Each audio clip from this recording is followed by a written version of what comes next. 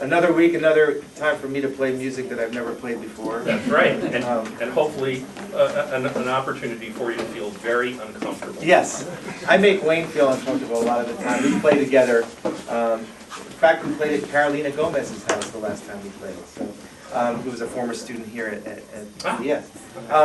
But I'm happy here to have Wayne Fugate, who plays the mandolin, as you can see, and David Gandin on bass. So thank you guys for being here. We've, in the past weeks, we've learned about guitar, banjo. What else? Okay, the dobro, and yes, is that?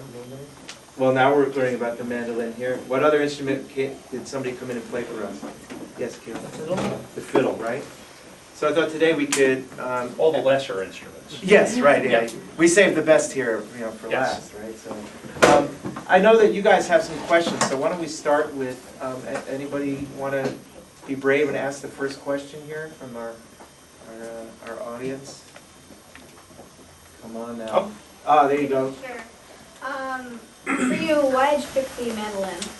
That's a really great question, and I'm not sure I have a good answer for you. I started out playing guitar when I was in grammar school and continued through high school and into college. And then, when I got out of college and moved back home, all the people that I used to play guitar with had kind of moved away, so there's nobody to play with. And so I was just kind of, trying to think of what to do with myself. And there was a new friend that I had made who played violin, but he already had a guitar player that he had connected with. So what was left? I guess the mandolin. And I had had exposure to it because in the town where I grew up, they had concerts in one of the parks there every summer, and a bluegrass band called Bottle Hill would come through and play, and so I got to be kind of friendly with the mandolin player in that band, and eventually wound up having him as my teacher for a whole lot of years. So that was really good. But I just kind of fell into it by accident, really because there was nobody to play guitar with, and the one guy that was interested in playing music with me already had a friend that played guitar, so that really just left one of the other instruments. I lucked into it because it's the best instrument on the planet, in spite of what he'll tell you. No, I think it's a great instrument. Let's ask David the same question. How did you come to play the bass? Well, somewhat by accident as well. I played guitar before I played the bass. I didn't start playing the bass until I was 30 years old. And I was just at a friend's house in Virginia visiting, and musician friends, and I just said, I'm thinking about getting a bass. And she said, my friend sells basses. And a woman named Anna Beal, and next thing you know, she had a bass over there that she was looking to sell, like this bass, the only bass I've ever owned.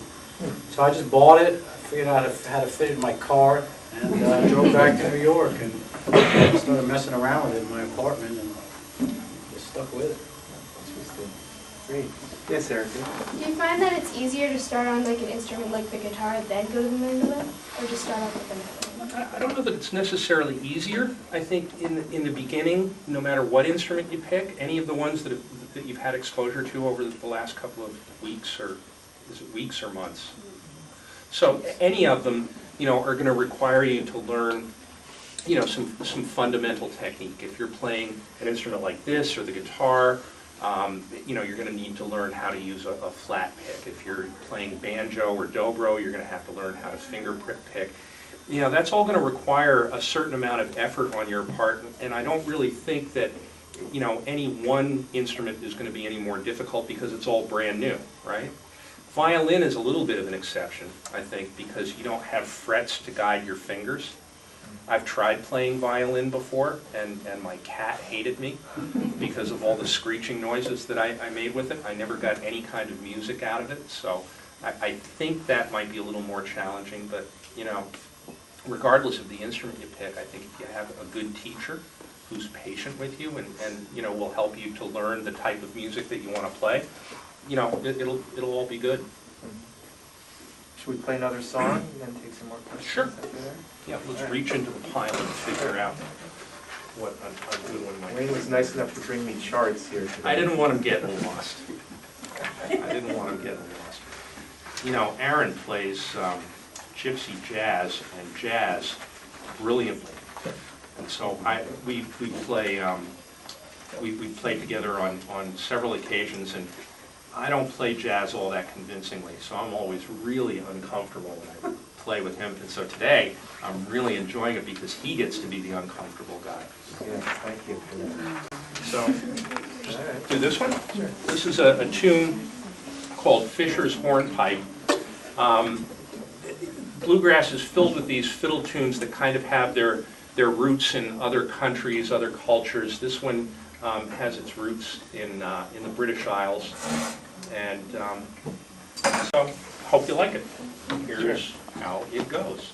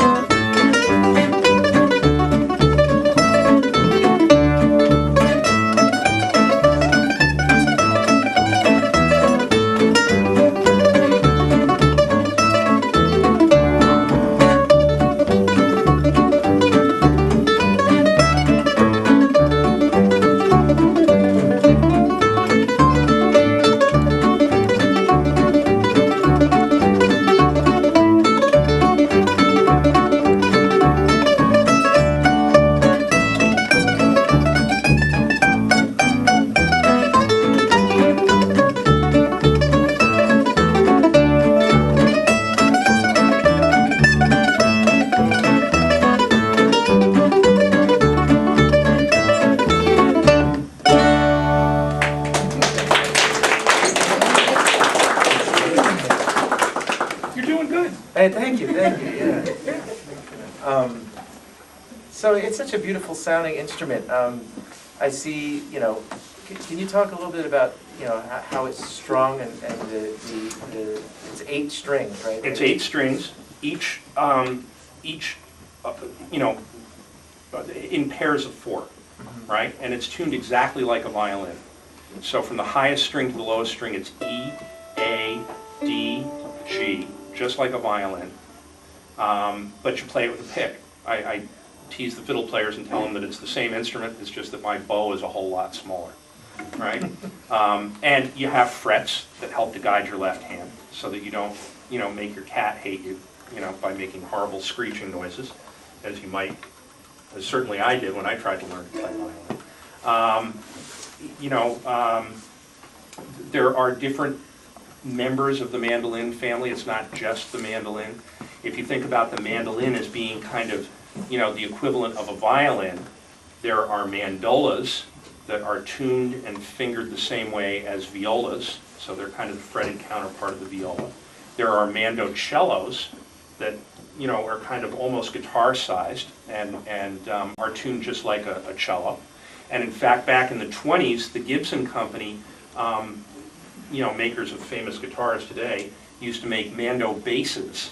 There were these big, unwieldy-looking things, big, huge teardrop-looking things with 4 strings on them that looked like telephone wires, and you had to play it with a really thick felt pick.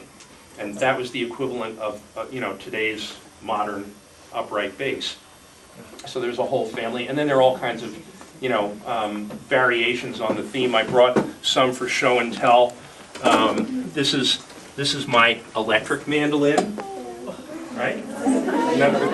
This allows me to get in touch with my inner rock star. But fear not, I put on the spandex in the privacy of my own home. So, but this is really cool. It's a lot of fun to play. And then this one that maybe we'll mess around with a little bit later is an octave mandolin. This traces its roots back to the days when the giant mandolins roamed the earth. It's tuned exactly the same as a mandolin would be, except an octave lower, right? So it's got more of a voice that's, you know, similar to a guitar, but cooler in some ways, I think, than a guitar. And is the origin of the mandolin traced back to Europe, or, I mean? Yeah, it started out as an instrument with kind of gut frets, you know, that were just tied around the neck, and you actually played it with a feather, the quill of a feather, and then it kind of evolved in Italy, I guess, you know, it went through its first big metamorphosis into more of a modern instrument, and everybody's familiar, I'm sure, with those kind of teardrop-shaped, big bowl-back kind of mandolins, right? That were made of, you know, curved pieces of wood all joined together to form a bowl. And they introduced metal frets and metal strings. And so that, you know, Italy is kind of where it went through its first major evolution. And then here in the good old US, back in the 20s, it went through its second kind of evolutionary phase when the Gibson Company decided, you know what, it's tuned like a violin. The left-hand fingerings are all the same as a violin. Why don't we kind of build it more like a violin? So they started carving the instrument and carving the back and, you know, putting F-holes in it instead of the round holes, you know, the F-holes being similar to a violin. And so this is the style, this is kind of the modern style of mandolin that, you know, most bluegrass players, you know, play these days. So you said it's made like a violin, so is it the same like spruce and maple like a violin? Exactly, yeah, most modern day mandolins are some type of maple on the sides and the back and the neck, and then some type of spruce on the top. And there are all kinds of variations. There's Adirondack spruce and Engelmann spruce, and they all have, you know, produce instruments that have slightly different tonal characteristics to them. So, you know, no two mandolins sound exactly alike. And what about the bass? What is the wood generally used in the construction of a bass? Well, the back, you know, I'll be the first one to tell you, I focus on playing it. I don't know that much about the history of it, and I can't give you a lesson that way. But modern basses, the back, I think, it's a laminate. And a laminate means it's not a solid piece of wood. It's wood glued together. Now, they have what they call carved basses, where the top will be a solid piece of wood, and those are very common. Most jazz players will use a carved top. It gives a different tone. Bluegrass and traditional music is music more of the people, the common folk, at least historically, and I think probably for expense reasons, most of the tops are a laminate. This is a plywood top. It's not a solid top bass, and like I said, it's the only bass I ever owned, but you know, that's what I can tell you about the wood. Cool. Any other questions? Yeah, Adam? I know in a violin, there's like two pieces of wood inside that like vibrate to make the sound louder. Is that the same thing in the bass and mandolin? Well, the bass, the way all of the acoustic instruments work is you hit a string and the vibrations hit the back of the instrument and then they come back out. And so that's why on the mandolin the back is spruced. They want a harder back. The harder the wood on the back, well, the different wood on the back, as it hits those strings actually vibrate and come out, that'll give you a different tone. And a lot of the instruments, they want that maple as a hard wood. As far as in the bass, I know it's hard to get in the bass. I get dirt in there. I don't know how to get it out. You gotta get it back. If I shake it, so you hear a little dirt. But there's a bar. A sound post is the big thing that connects the top to the back. And without it, there wouldn't be the right tension. This bridge comes off as it does on a mandolin and a violin. And so that post, this tension, it's right here. Somebody can hear it when you tap. I don't know if I can see it. It's right here on this instrument. So if I tap here, you can feel there's an actual post there. And the amount of tension you have on the top will greatly affect the tone. I don't know if there's any other pieces of wood going across Yeah, this. that's what I mean. Yeah, that's the one I have. I can't speak to the mandolin. Yeah, in a mandolin and in violins, and I think even in your bass, if you stuck a mirror in there and looked inside the top, there are two pieces of wood, as you said correctly, that are called tone bars, and they're usually very light wood and carved very precisely. And the purpose of those tone bars is to help you know, kind of spread the vibrations around that the strings produce and that the bridge transmits to the top. you know, those tone bars are designed to kind of spread that vibration around evenly so that it's ricocheting evenly and you get a nice pleasing tone, right? So guys that build these instruments, build violins, you know, really go to all kinds of painstaking measures to make sure that those tone bars are carved properly and they're just the right thickness and just the right material. They really do have an influence, even in their placement. If some builders put them on the top kind of parallel, some builders crisscross them, and both approaches produce really different results, you know, in the way the mandolin or the violin sounds. So. Well, I know they would love to hear some more music, so why don't we... Well, let's drag out the big boy and play through this one. Okay. Just to give them an idea of what that sounds like. Okay?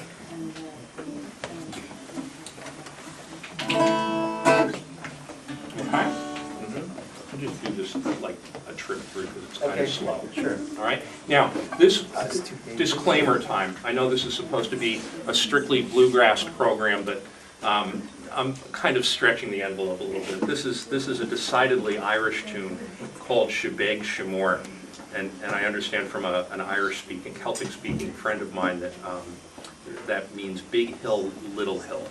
So this is a lovely waltz from Emerald Isle that sounds like this.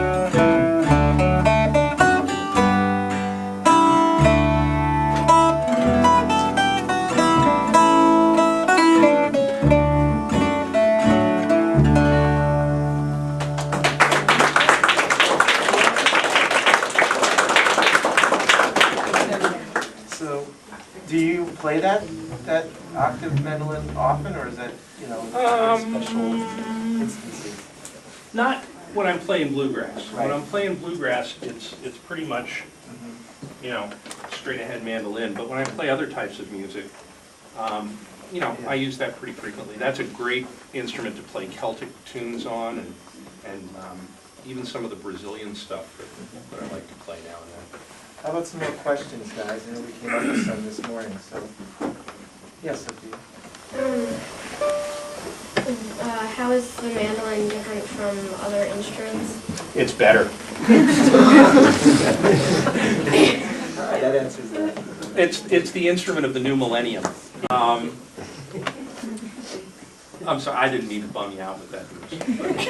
But no, how is it different? It is kind of unique, you know, in that it's violin-like, but it's not a violin. It's guitar-like. You play it with a pick and it has frets, but it doesn't sound like a guitar, so it's kind of unique. You know, it's got a pretty unique sound to it. You can play virtually any type of music on it and sound credible doing it. You know, I play classical music, I play Brazilian choro, Celtic stuff, bluegrass. You know, every now and then going back to my youth and revisiting some of my rock and roll roots, you know. But you can play it in just about any kind of music that you can imagine and you know, have it sound authentic. So, you know, I don't know that you could necessarily perform all those different types of music with some of the other instruments that are out there, but I could be wrong. I don't know. I guess if you get to a certain level, that 10,000 hour level that everybody talks about, you know, you can make anything do anything you want, you know. It's funny, I'm sitting here, anytime I try to play the mandolin, I feel like the frets are so close together I can't play anything. And I try to play a bass, and I feel like it's so far apart and big I can't. So I guess that's why I'm stuck here In the middle. You know, Well, but it's funny because I mentioned I started playing guitar, and now I pick a guitar up and I try to play it, and it feels like my fingers are lost on some gigantic football field. It's like, how did I ever play this thing? So, yeah, it's all what you get used to. yeah, exactly. Anything else? Yeah, so How do you travel with the bass? It's a pain. I pick it up and put it on my shoulder and just walk. It's generally hard. It's not that heavy. It's an awkward shape. I've not done much in the way of performing far away. When I do, fortunately, it's been a car. I mean, it's preferable to have a van, or I have a hatchback, and it's just big enough to put it down. Most cars, if you put the passenger seat down, you can't have it. If it's just me and you in the car, I put you in the back seat. Because the front passenger seat, you put the bass in the seat, you put the front seat down, the neck sticks through. And I've seen bassists talking, and one of the things, if you're going to buy a new car, oh, well, what kind of car will my bass fit in? Or work, because it can really matter.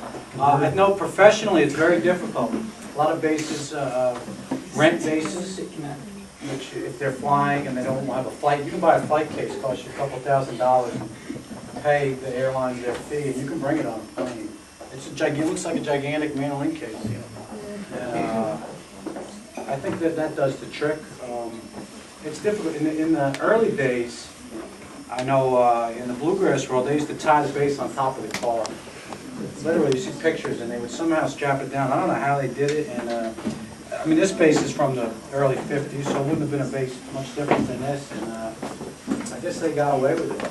I think they had no other choice. That was it. They also make electric basses that are designed to look like an upright bass and supposedly play like one, so they won't have the big hips. It's just a stick with a pickup in some way, and I know guys do that.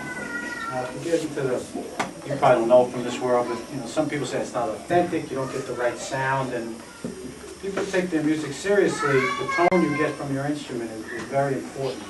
It's sort of part of the way you express yourself. So to just say, oh, it's more convenient to have that, well, you may not get the same tone, and the action may not be the same, and people experiment, spend many hours trying to get just the right sound, particularly for a bass. I'm sure, actually all the instruments.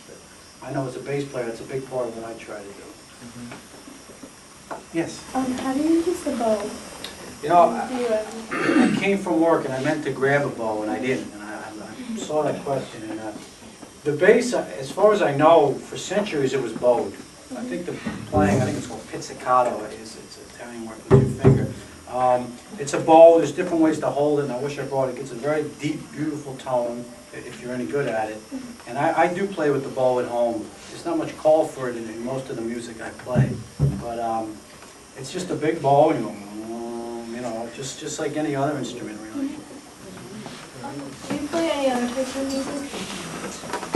Other than bluegrass? Yeah, I do. I mean, I play guitar, but on the bass, I like to listen to, everyone has their preference, and most of the things I listen to is, it's not just bluegrass, but it's sort of traditional American music, usually from the 50s or 40s, and during that time period, a lot of country music.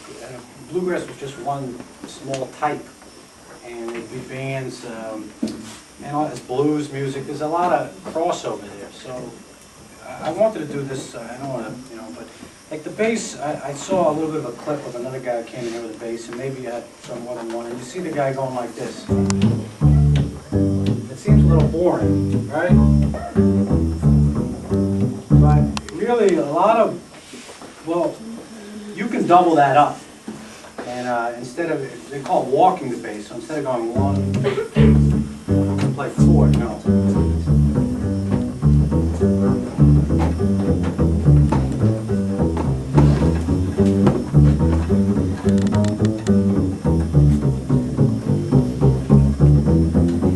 And it's a busier sound. It's used in a lot of modern forms of jazz, or all forms of jazz, but you can do that in a bluegrass context as well. And it works in the right setting. So I don't know if that answers your question as to what other kind of music I play, but I like to mix it up. Yes, Izzy. Why did you choose bluegrass?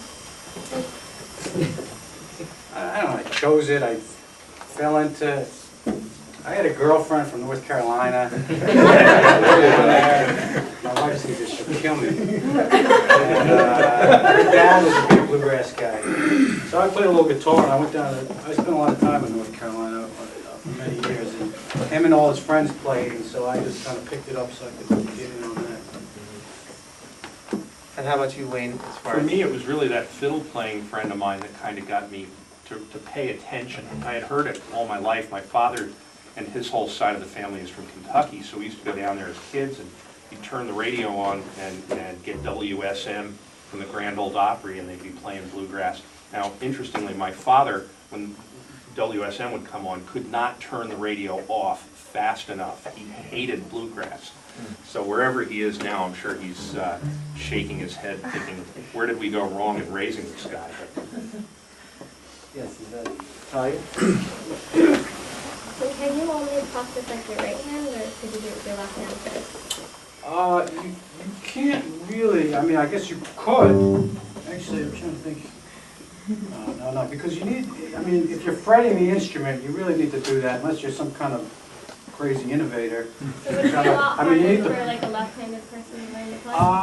Can you just go on the other side? yeah, I guess you Yeah, could. you need to switch know, the strings. that happens with guitars. I think the best thing to do, are you left-handed? No. Okay, well, if you are, or any of your friends are, I would recommend just learning to play. There's no reason that you know, a right-handed person has to use the right hand on any of the instruments. It's really what you're used to. And the reason I say that is because if you have to find an instrument built for someone who's left-handed, which they'll do, a maker will make one, a guitar, and it's going to be a lot harder to find, it's going to be more expensive. And it's just, if you're into it, you're going to try to pick up an instrument, and you're not going to have the selection and ability to find what you want. So I play, yeah, the right hand down here, but I guess you could, and you might have to adjust the bridge. I don't see, well, the pegs, I don't know about the pegs. You'd have to ask someone who makes basses, but it could be done. What would happen if you used a violin bow on bass? If you were any good, you probably could get a decent tone, but it's thinner. The amount of hair that goes across the strings is going to affect the tone you have, and it's also longer, so the bass is a deeper tone, so you want to get a longer draw, I mean, depending on what you're doing, and the more surface area that comes in contact with the string is going to affect the tone. Now that's true with even playing with your hand. If I go like this, you get a little thin tone, right? So I try to get a lot of meat on that. I try to turn my finger, and you know, it may be subtle, but you really get it. And that's the same with a pick too. Depending on how you strike the pick is really a big part of your sound. Does it hurt your fingers? Yes. I mean, if you play for extended periods of time and you're not in shape, the bass, I think, is fair to say the most physical instrument of the bluegrass variety. The sheer physicality of it is half the battle, and particularly when you're learning. You know, you play for 12 minutes, you feel like you're going to get a blister. You will get a blister on your finger. So you actually build up calluses, and your left hand, the reaches. So that comes with, again, it's like learning to ride a bike. The more you do it, the more you get used to it. If I don't play for a while, and then I go to a jam and I play for 2-3 hours, or even a gig, especially if I'm not amplified well and I have to play extra loud, I will develop blisters. But you know, the more you do it, you learn to be efficient with your motion, so you're not working harder than you have to, and that helps you play better and for longer periods of time. Any other questions? Skylar? You said before that all the bass players that you know are always very mellow people. First of all, why did you choose this instrument, and how mellow are you? Oh, I didn't, well, it depends who you ask, the second question. But, well, You sleepwalking now? chose it. I think people would say that, because when you play the bass, for the most part, you're not the star of the show. Because mandolin's going to play his lead. You know, the fiddle, the bass is in the back of the rhythm section, and it's the bottom. But to me, in a bluegrass band, it's all about the rhythm. And the foundation of a group is really in the guitar. You know, people overlook this, but the rhythm guitar is really going to affect the sound of a group almost more than anything. And that in conjunction with the bass. And no disrespect to the mandolin, but the mandolins, I'll do a demonstration with Wayne here because it'll show you. But to me, I enjoy so the bass is not the star, you're in the back, and you have to have a personality where you're not looking for the limelight. I can play gig after gig. I walk up to the bar after the show to get my one free drink, and they say, "Oh, you're in the band?" I mean, hey, you're in the back. Nobody knows you. They don't know who you are, and I'm okay with that. I mean, to me, it's all about the collective sound of the group. Now that said, there are many forms of music, and even within bluegrass, there are many times where the bass can, you know, take more of a spotlight position. And one of the things I wanted to demonstrate today, which a lot of guys in bluegrass won't do, but I think just to promote the bass, because it's a little more exciting, is a slap bass. And I'm not an expert slap basser, but I do it from time to time, and there's different ways to do it. But instead of just going, plucking a string, you can go.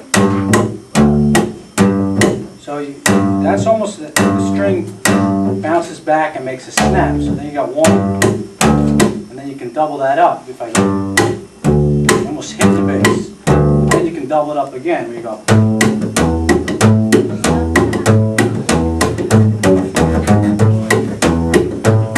And that's almost a double. And then you can sort of change up the beats. And you wouldn't do this in any bluegrass song for any extended amount of time, but it's the kind of thing I mess around with in my living room from time to time. And so say you want to do like a rumba beat, you go.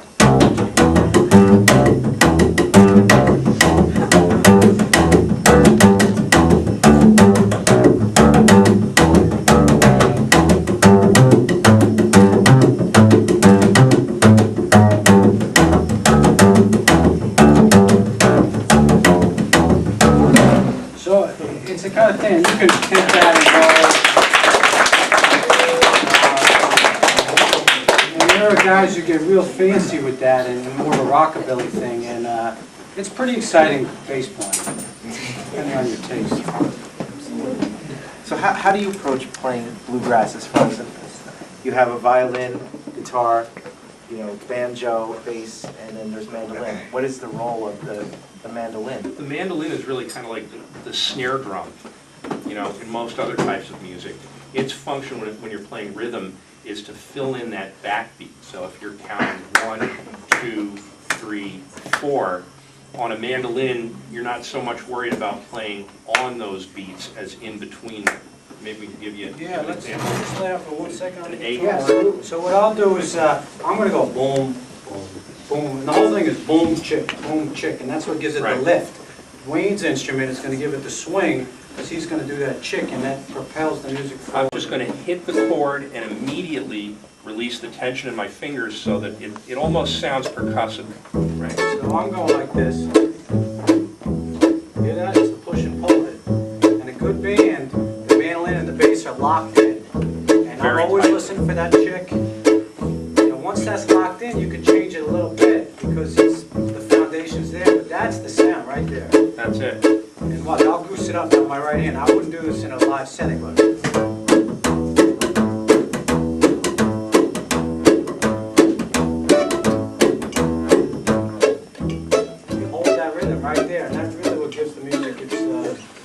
That's really what kind of defines that bluegrass sound. And the guy that, you know, kind of cooked up this formula is a guy that I'm sure you've heard mentioned by now, Bill Monroe. Bill was a mandolin player, yet further proof that the mandolin is the king of all instruments. And Bill really kind of, you know, came up with this notion of, playing a chord and immediately kind of muting it so that you get that snare drum effect. Now the guitar player kind of sits in between, and he fills, he's kind of playing the chords more on the beat and playing some little bass runs, on his lower strings that kind of complement what the bass player is doing, right? And so you really, between the three instruments, you really have, ideally, a great rhythm section that kind of really fills the gaps nicely between the very low sounds and kind of the more mid to upper range sounds without stepping on each other. Cool. Well, should we play another one? What do you think? All right. Maybe a Bill Monroe tune. No Danger Feet. Is that okay? So this is a tune written by the father of bluegrass music, Bill Monroe.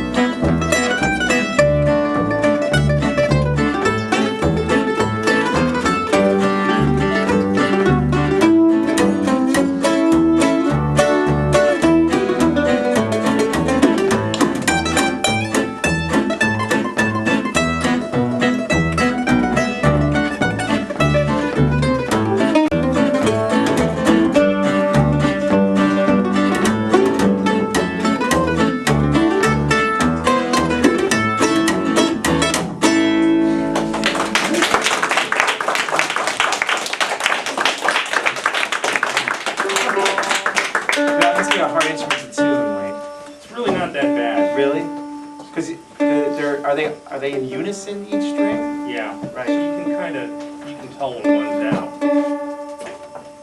As was the case on that last tune, and for which I profoundly apologize. Could you guys tell? No. Only he could tell. Right? We, a lot of times when you notice, the audience does not. That's what people tell me. You have a question on that? Yeah. Do you guys know how to play tremolo, and is it hard for you? Yeah, tremolo is kind of somewhat unique to the mandolin. Guitar players do it. Django did it, right? Yeah. And it's not really that difficult. I mean, you just kind of start. I'm a big believer in practicing with a metronome, and so I'll just set the metronome at a very comfortable pace, and I'll just start with quarter notes, just kind of. And then when you get bored with that, I double it up. Right, and then I'll double it up again. And I'll keep, I'll keep doing that until I kind of get this thing going. And that's what's referred to as a tremolo. Now, you've heard this in probably Italian music, and but it's a big part of bluegrass too. This kind of tremolo type of effect. So it's really, just start slow and just keep doubling it up until you can do that, for hours on end, and then you can be a bluegrass player. See how easy it is? Wow, yeah, you make it look easy. We had talked this morning about, remember the 10,000 hours, right? We're reading Outliers. Anybody want to ask about that, or are you going to make me? You're going to make me, huh?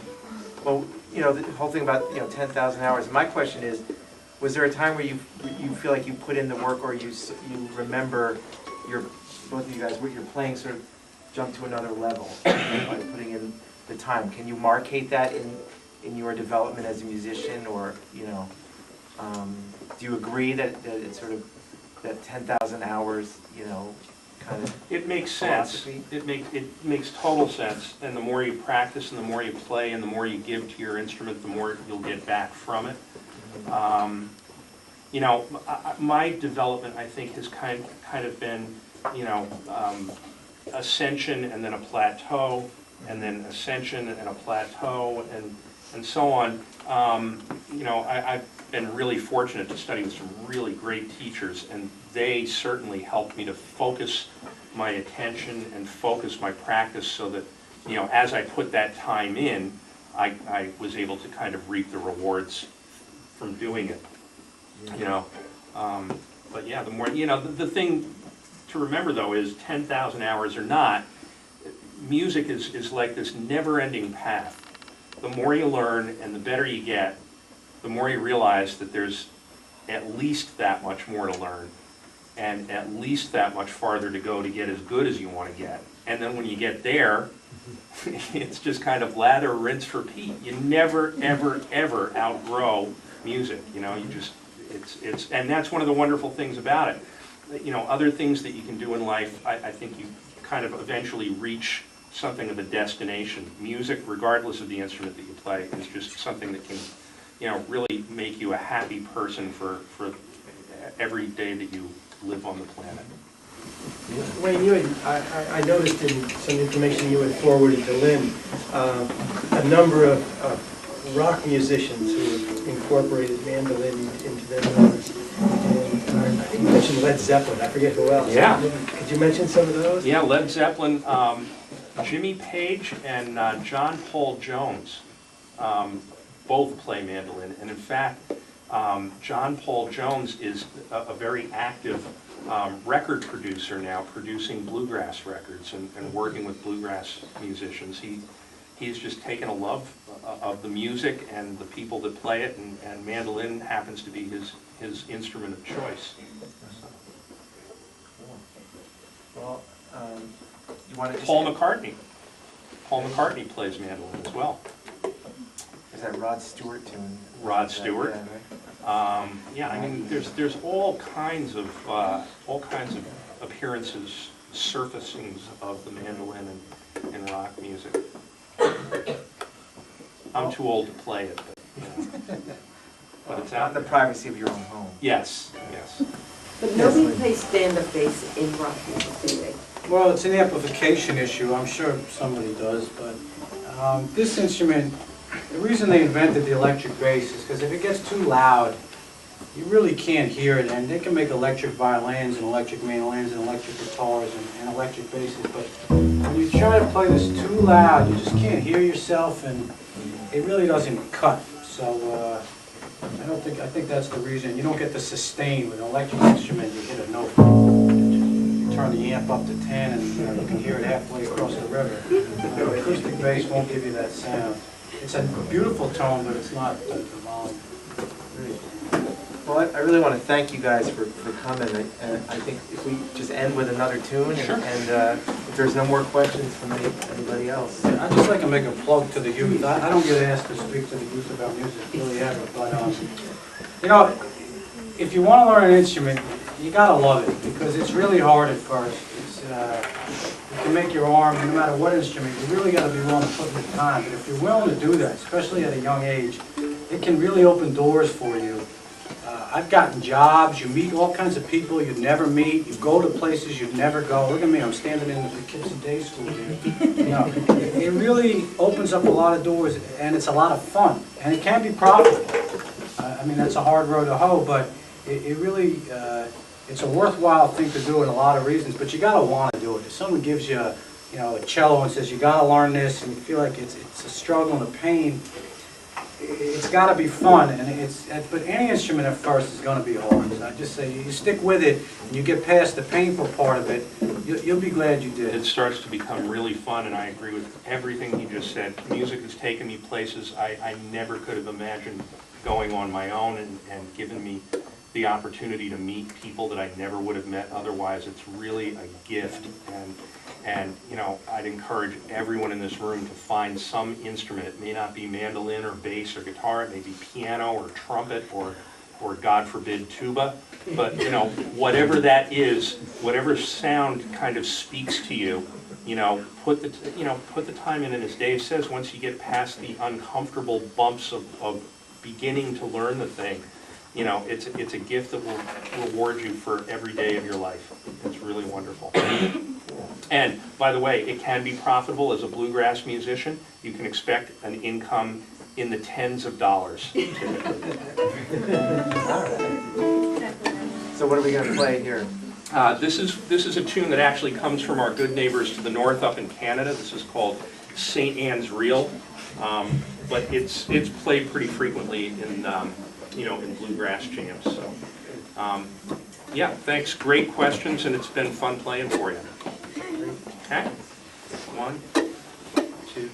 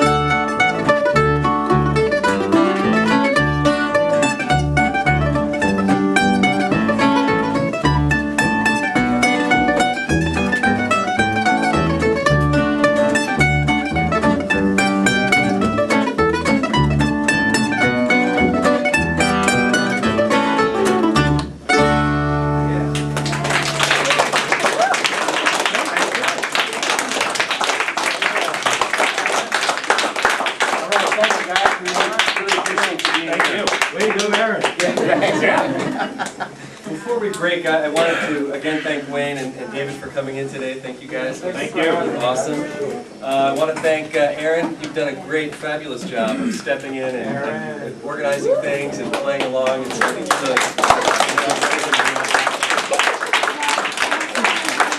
I also wanted to thank behind-the-scenes people, Lynn Lipton and Mike Foley, for bringing this idea to us last year. Partnership that we've had with the Hudson Valley Bluegrass Association, and it's really been outstanding. So I want to thank everybody for participating. Next week, I'm going to put a plug in for our performance next week. So we've been through all 5 of the major bluegrass instruments. You guys have asked some wonderful questions, and I think you've learned a lot about it. Not obscure to most people, but I think obscure to many teenagers, this idea of bluegrass music. It's from a different period of time, it's from a different part of the country. You know, you guys didn't grow up listening to this, and I think you know a whole lot about a form of music that gives you a window into a different part of our country, a different period of time as well. And you're more educated because of it. And you guys, I know, are going to appreciate the professional band that's coming in next week, a Special Consensus. They're touring in Europe now. Maybe they're back in the States this week, but they've been touring in Europe this fall. They're going to be here at the school. They're going to do some workshops with you guys right around the lunchtime hour, I guess. Aaron and Trace, you guys are working on some songwriting stuff before then. And Jake, as well. And you know, so there's also more foundation for what's going to be coming next week. You guys are working with the band, and there's going to be a free concert during the school day for everybody to listen to. And then in the evening, there's a special performance that people from the public are going to come to. I know that several of you are budding musicians and are thinking about it and so on. We have jam sessions, Bluegrass Association. We have jam sessions every second and fourth Wednesday down at Pirate Canoe Club, and we frequently have kids show up and play. And some of them play better than the adults, and some don't. And I feel really comfortable playing there because I'm beginning bluegrass banjo, but I don't feel unwelcome because I'm beginning. They're very tolerant for mistakes. So, it's great to play with other people. It's really hard to stay with an instrument playing only by yourself in your room. But if you play with others and learn from them and bounce off of them, it helps build up your enthusiasm. So I'd certainly encourage you to plan in the back of your mind if you're taking up any sort of a bluegrass instrument, guitar, banjo, fiddle, any of the instruments you've heard. You can locate us. You can go Google Hudson Valley Bluegrass Association, and that steers you to Lynn, who could fill you in on the information. But anybody is welcome to come and join us. Okay, so let's give them another round of applause for coming up.